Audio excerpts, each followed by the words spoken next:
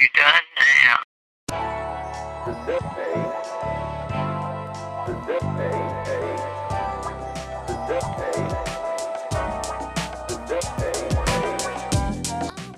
And he joins me now. He is an Emmy award-winning writer. He's the host of his own podcast and, of course, an accomplished producer in his own right. We're excited to talk to him again. We're talking about Reasonable Doubt, which is on Hulu right now. A really fun series. Larry Wilmore joins us. Larry, how's everything been? Good. Nice to see you again.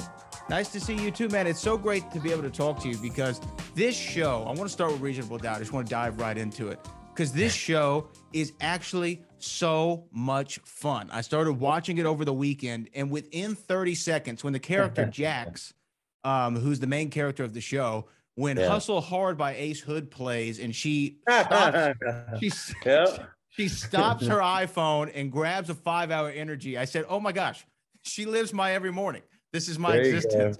How's the feedback for the show been for you? It's been exactly that. Let me tell you something. The level that you just broke it down is how the fans are enjoying it, from the music to the clothes to the little things that Jax does. They're projecting things of what they think, is going to happen, but they're in a relationship with it, which is so much fun, but they're not just watching it. They immediately got in a relationship with it. I think the funnest thing is, Michael Ealy, who's in the cast, and people love Michael Ealy. As soon as he comes on screen, and Black Twitter is all over. It's like, Michael Ealy is coming out. Some trouble is gonna happen. Girl, don't let him in your house. I mean, it's so much fun to have. I usually do comedies. It's so much fun to be involved in like this soapy thriller that I've never kind of done this type of thing before. Well, it's definitely a soapy thriller, but it's also a funny show. Like, I mean, it's got an element of comedy to it because Jax is so confident. She's real. Yeah, she's real. Yeah. It's crazy. She actually, to me, the character comes across as somebody who you would actually find today working in a law firm, but also not keeping to what we think of as the societal norms of this defense attorney. She's very, very real. I mean, what about this project? Why was this the one that you said, okay, yeah, I want to work on this? I'm normally a comedy guy, but this one speaks to me. Well, it was a couple of things. I was at ABC Disney Studios when we first developed this. It's been developed for a long time, and Kerry Washington had her company there, and I thought, man, it'd be great to work with Kerry. And they brought this project over to me. They were working, trying to figure out a deal for Sean Hawley, who she had tried a couple of TV shows before that's kind of based on her life as this badass attorney who she is. She started her career as a public defender, worked with Johnny Cochran. Now she's like a superstar attorney, that type of thing. And she's a great lady. She's got so much charisma. Like she's not Jax, but what you see on screen is not Sean now. But it was kind of based on her. And when I met Sean, her charisma and her point of view about the world, it wasn't what you would expect. It was very kind of contrary. She kind of follows her own path, but in a very interesting world. And I thought, if we do a show based on this character, it would be awesome. And the first way we developed it was as a network show. And it was more typical, the type of thing you would expect, right? Where, she has to be a hero all the time. She's got to save the day all the time. But that show didn't go. And when we had to reimagine it for streaming, Ramla Muhammad, who's the writer and creator of it, she said, she's going to get messy. This girl's going to get real messy. She's going to be real. We're going to hear Meek Mill playing sometimes because, Reasonable Doubt is from Jay-Z, of course. The show episode titles are, song from the album and everything. So it just took on a completely different personality, which is what you're describing. Yeah, I mean, when Can I Live plays, and you obviously, I started to put it together within that first episode. It's like, oh, Can I Live's playing while she's, getting in the car, shows a Reasonable Doubt. This is great. This is awesome. As far as your, I guess, involvement from a producer, because look, everybody knows like a producer is such a vague, it can mean so many different things. I mean, what is your actual role within the show itself? So early on, it's trying to develop the show itself. So you have high level discussions about, well, what is the actual show? What are the components of it? What will it consist of? And when you nail that down, I'm not technically writing, but I'm helping supervise the writing, so helping the writer along the way and that sort of thing. Once the show is pitched, you're helping to now help the show to work, whether it's involved in the casting, making high level decisions, intervening between like showrunner and network to help those things. It's a myriad of jobs. Being on set, sometimes it's micro. I'll run in and have notes for a scene because I'm used to doing that as a showrunner, even though not really my job. I'll go, Rama, I got this, and I'll run in and say something. Or we'll have discussions about a scene and change it. There's so many different levels that go into making a show from a producer standpoint. It's not just one thing. And because I'm also a writer, I can, give my take on certain things as well. How is it working with Kerry Washington? Because I'll be honest, when I heard, Larry Wilmore, to be honest with you, man, I'm not even making this up. When I hear that you're involved with something, I'm definitely going to check it out because I'm just such a fan of you. I appreciate that, Brad. I had such a good conversation with you last time we spoke. I remember that, and I really appreciate it. It's very nice. No, yeah, I mean, and I really enjoyed that conversation last time. But yeah, just when I hear your name's attached to something, I said, okay, I'm in. I want to at least check it out. I'm gonna give it the college try. Maybe it's not for me, but I'm going to at least try it. And then when I heard, so you and Kerry Washington and this show Reasonable Doubt defense attorney, the first thing I thought, and maybe a lot of people thought, I don't know. I'm like, okay, so is this going to be like another scandal because of Kerry Washington's thing? That's fair. And it's not though. I mean, it's got an element, obviously, but it's such a unique. It's uniquely its own show, and I think that you feel that within the first 30 minutes or so. Well, I think even first 10 minutes of it, you feel that. The hip hop influence on it, I do want to ask because you mentioned the Reasonable Doubt and the Jay-Z thing, our connection to it. I mean, you can't really see it, but I have a photograph of Jay-Z and Puffy and Meek Mill right here over me because they're such icons to me, and their music shaped so much of my early adulthood into adulthood. Jay-Z's somebody who's an educator as much as he is a rapper in a lot of ways. Why was it important to use the Jay-Z influence for this show? That really came from Rama Muhammad, who's the show creator. She, like you, is in that same generation where she heard Reasonable Doubt at a very, formative time in her life. It really affected her. It's the hip hop of that generation has kind of shaped her cultural appetite, and the way that she interacts as an artist and all of that stuff, just like the music I grew up with did, And so when she was thinking about this version of the show, the music and the language and the feel of the music was very important to her. And Rama is so good at just imagining songs, in episodes and stuff. I don't know how many you've seen, but we have an episode coming up where Story of OJ plays a really important role in the telling of this story at this particular point. And, it's really effective. So for Rama herself, it was really important for her, and especially the intersection of, especially when Reasonable Doubt came out that time, it's such an interesting time, right? Yeah, 96. I believe, 96, around that time, because hip hop was kind of changing a little bit, as things always do. It had that nice era where it grew up and all this kind of stuff. We didn't know what was going to happen. Is it still going to be commercials? It's selling out right now. What's going on? And that new kind of fresh air kind of came into it during that time of these new voices and stuff. Because it was another generation coming on the scene. It seems like to me, from my point of view, So anyhow, yeah, she's the leader on that, and her instincts are just right on, for all of it. It's really amazing. Yeah, and I really liked that this show did go to streaming. I mean, it could have been on a HBO or show service like that, but for me on streaming, any premium television to where you can kind of really go there. I mean, I just love the dialogue. I mean, I know you said that you come in and you supervise the writing, but I don't know, just when when in the first episode, Jax is talking to, I believe it's her secretary or assistant or whomever it is within the show. And she's talking about this thought that the athlete was with, I mean, just the use of that word is such a, why she gotta be a thought though, right? And then she shows her why she's a thought. Right.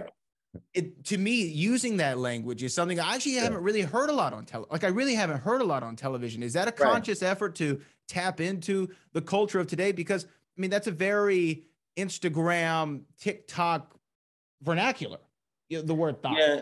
And it's not just the language, it's the fact that she's a professional and we're not sacrificing anything about her professionalism by having that, because many people who are in Jax's position, even me, even Rama, you're used to code switching, and there's a certain language that, like, she's not going to say thought in the conference room, but she's going to say it in her office, with her assistant, and that type of thing. So code switching is a major part of the show too, the language that you might use amongst friends, the language that you might use in the office, the language you might use in intimate situation. Yeah, I mean, I studied that in college, communication accommodation theory, of how we alter the way that we speak, the vernacular we use to more relate to the situation that we're in. Sure. Yeah, very well done. I love the show. Kerry Washington as a producing partner. How have y'all gotten along? I heard her on your podcast. She just seems like she directed the first episode, right? Brilliantly. I mean, it's hard to describe Kerry because you always think people like that are unapproachable, or they're this glamorous thing. She's the most down-to-earth person who's so collaborative. She's so humble about her abilities too. Rama had to almost threaten her to direct it. It's like, no, Kerry, you have to direct it, and of course she was great, she's brilliant. But she like me, our collaboration was good because we're both very passionate about what we do. We both want to raise the bar, and we both police ourselves. We don't wait for a note to come in saying do that. We'll get on the phone and call each other, and we both have done that. We go, I don't think, we got to do, or this. So, and I love that about her, that we both think like that, in terms of the quality of what we want to do. I love that y'all are involved in the show itself. Because, again, seeing your names attached is what wanted me to even watch the show. It's not and no disrespect to Steven Spielberg, he's great. Obviously, we know he's great. but he executive produced. Wait, am I in the same sentence as Steven Spielberg? Yeah, that would sure. Be well, but what I'm saying is and I'm trying to. I actually worked with him once, by the way. So. You worked with Steven Spielberg? I am. On what? I did a pilot for television. That was developing with him, and I got to sit with him. In our first meeting, he said, "Hey, Larry, I just want to tell you I'm a big fan." I'm like, "Stop it. No." I'm like, "I'm the fan of you." He couldn't have been nicer, man. It was such a great experience working with him. The show ended up not going. It was a show about a pediatrician, comedy, years ago. This was years ago, but it was like a dream come true. Just the fact that I had a shot to do something with Spielberg was awesome. Yeah. I mean, for me, and I mean this in a good way, it's I take from the greats. I like to study people, and I say, oh man, I love how they do this. Okay, I'm gonna take that. I'm gonna use that. I understand this. Did you take anything from borrow from the good, steal from the greats? I'm gonna use that forever now. Borrow from the good, steal from the greats. Did you get any? Did you pick up on anything with the time that you worked with him? Was there a way that he? Sure. I mean, I got it before I worked with him, of course, because I've always been a big Spielberg fan.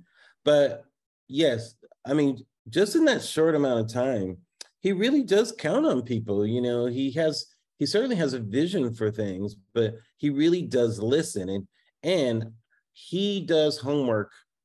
There's nobody that does their homework better and more thoroughly than somebody like Steven Spielberg, which definitely is one of those old school traits. And to go back to what I was saying, though, I mean, that's awesome that you got to work with Steven Spielberg. But I was saying, sometimes he put that in because sometimes people don't know. They need to know. Look, Larry, it's not bad to flex. We can flex every now and then, and just let people know. Sometimes you got to let people know. People don't want me to flex, man. If I start flexing, they go, damn.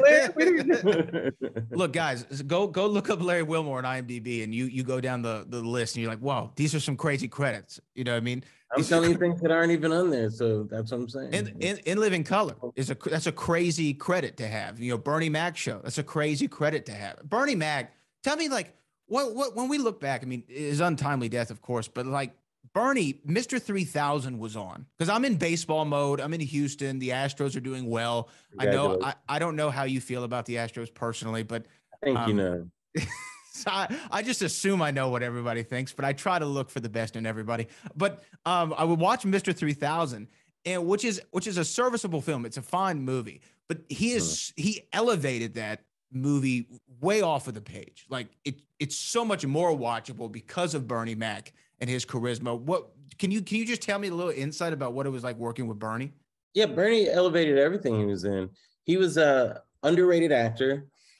He always brought a lot of humanity to what he did. Bernie was just funny. He commanded every room he was in. He was that type of person. He had such a presence. You know, he was kind of a big guy anyway, but you know, his aura just really commanded a room. It's incredible. But I was watching that. We are in, postseason mode. I didn't get to talk to you about sports the last time that we spoke, and I know that you're a sports guy. I know you don't like the Astros. It's okay. You have to at least admit we're a pretty good team. We're a pretty good team. No, you guys, which is why I don't understand why you would cheat. It just doesn't make sense, you know. So you know how you said, but I agree with you. Borrow from those that are good, steal from those that are great. Well, there's in also art, the other one. Not in sports. There's also the other one. If you ain't cheating, you ain't trying. Is one that I remember at one point. I don't know if you've ever heard that one. No, I've had to learn to defend these guys for the last 6 years. They are a phenomenal baseball team. Do you see them going all the way to the series? Are we going to do it this year? What do you think? The Dodgers are out. Yankees may be pulling it off. I'm not sure. I don't know. The Guardians were surprising, right? They may beat those Yankees. But people will know by the time they hear this. Phillies look good, but Padres, man, they're loaded. The Padres are loaded. Padres don't are great. The Padres, they're loaded. Padres are great. I wanted to ask you though. Really, I don't trust your hitting. But anyway, get back to reasonable doubt. I trust my hitting a little bit. Let me ask you one more thing. Let me ask you one more thing on sports, because I think it's an important moment. Is when the pandemic hit and we saw the Michael Jordan documentary that everybody loved, The Last Dance, and it really glorified Michael Jordan even more so. It put him into a superhero category. And one of the things that we always talked about in the sports world is, man, you remember when Jordan punched Kerr? Like, man, he was, it almost made him, I don't know, just this other level of excellence, even for hitting his teammate. I don't know why, but it just put him in a different level. With the whole situation with Draymond and Jordan Poole, I mean, what's your read on that? Because hearing it was one thing, seeing that video was another. What is your read on the situation and how it's been handled?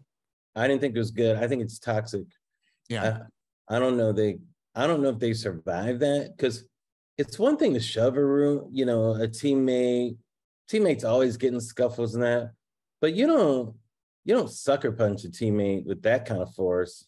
I mean, he could have hit his head in the wrong way. That's your teammate. I could see you hitting a player from another team like that, but not your teammate. And it's in practice. To me, I didn't like that at all. I didn't like the way he did it. If he really wanted to hit him, after he pushed him, square off and do that. Give him a moment. If you're not squaring off, you're just kind of bum rushing him like that. I'm not a fan of that at all. I don't find anything admirable from any point of view of what Draymond did, from any standpoint. He really, that was completely wrong, Yeah, I agree. I mean, and that shows that he's got some issues. Those are serious issues, because I completely get anybody being upset, Players are playing at high levels and everything. If we saw players fighting and that kind of thing, but the way he punched them, if you look at that, there's so much wrong about that. It was wrong, he just lashed out, so I'm not a fan of that at all. We'll see what happens, but I mean, do you think that the punishment was enough? I mean, should he be? I don't think so either. I think that, we talked about it. He assaulted someone at work. Really, honestly, that's what he did. That was an assault. But it was. But so why do we almost big Jordan up for the Steve Jordan Kerr wasn't on tape. There's no video of Jordan doing it, and times were a little different then. The NBA was tougher then. Even at the time he hit Kerr, it was kind of softening a little bit, I think. But I mean, you saw what the NBA was rough for a while, but I don't think he bum rushed Steve Kerr. I don't think he sucker punched him. I'm willing to bet that he didn't. So, and Jordan was a bit of an asshole anyway, too. Admittedly. Yeah, exactly. I mean, you saw that. I mean, and he didn't mind Jordan didn't mind being an asshole. He's like, I don't care, play better. And then, it won't bother you, I get that Draymond's the emotional leader of the team and everything. And I mean, that's been a title that's put upon him. But to me, that's just so unbecoming of the leader. Like if you're the leader of the team, you set the example, and the attitude reflects leadership. So I agree. what are all the rookies thinking now? I mean, is it highly Yeah, unfortunate? if he's a 21-year-old hothead, we might excuse it, but he's got to deal with TNT right now, right? He should be an elder spokesman for the league right now. He should be leading by example. We don't mind him getting hot-headed and that kind of stuff. Like I said, if he did it to a player on another team, I wouldn't like it, but I get it, Sure. But not your own player. You're hurting your own team. You're doing more than punching another player. You're disrupting the entire team. I find it to be a selfish move, So what if you're angry? Get over yourself. What are you, a baby? You can't control yourself? Nobody cares if you're angry. Then go to therapy or something. But you are just destroying your whole team with that, because that kind of behavior to me is toxic. That's why Kevin Durant left, I think. Oh, yeah. I mean, I think that's 100% accurate. And to me also, Draymond winning 4 championships should know what it takes for a team to make it all the way from one end to the other. And you have to have you have to be able to think singularly, but act collectively as a unit. And to me, to do that, like you're right, it causes so much toxicness. That's not what a flex is. That's not a flex.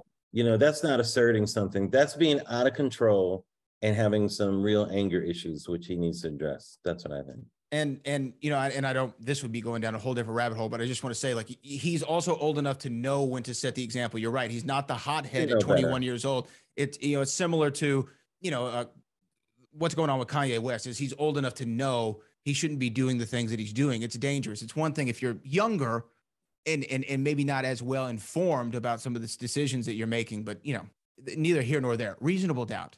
That's a whole nother issue. Reasonable doubt. We don't have enough time for that last one.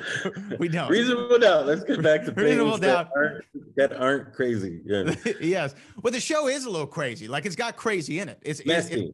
Messy. Is the word. So yeah. why do you describe it as a soap opera? You said it has like a soap opera vibe. I said soapy thriller. Soapy thriller.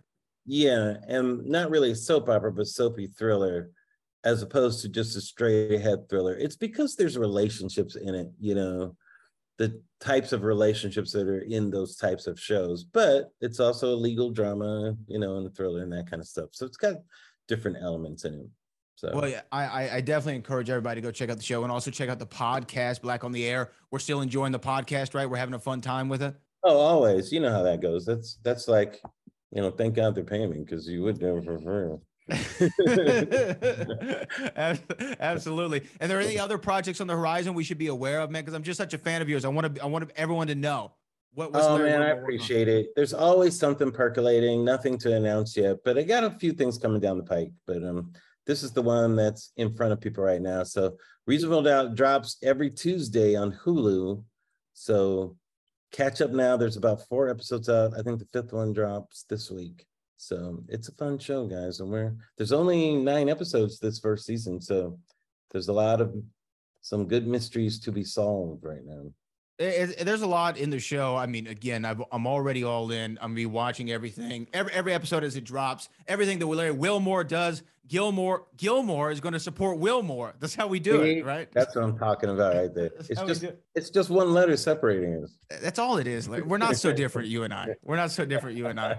Larry Wilmore, thank you so much for joining us again on the show. Thanks, Brad. I appreciate it. I appreciate your support. It means a lot.